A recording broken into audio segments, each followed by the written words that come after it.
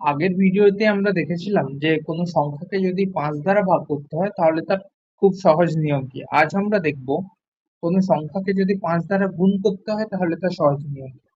যদি ধরুন 80 ইন্টু 5, এটা খুব সহজেই বলে দিতে পারবো যে 400, কিন্তু আমাদের অ্যাপ্রোচ শর্ট নিয়ম বলে যে 80 কে হাফ করে দিন, মানে 40, একটা শূন্য নিয়ে নিন, 400।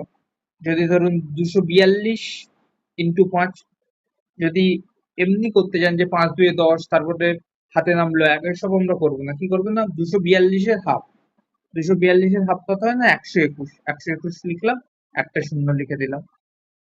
যদি ধরুন 564, 564 ইন্টু 5, কি করবো না, 564-র হাফ, 564-র হাফ হয় 282, লিখলাম, একটা শূন্য, 2820।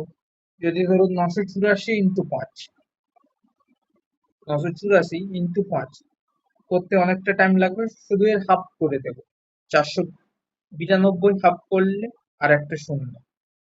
এগুলো হয়ে গেল তো সব জোড় সংখ্যা। যদি বিজোড় সংখ্যা পড়ে তখন কি করব, তখন যদি ধরুন বিজোড় সংখ্যা 33 ইন্টু 5, 33 কেও হাফ করবো, 33 কে 2 দিয়ে যদি ভাগ করি তখন 16.5, 16.5, এই পয়েন্টটাকে নেব না, দিলে হয় 165, পয়েন্টটাকে বাদ দিয়ে দেব।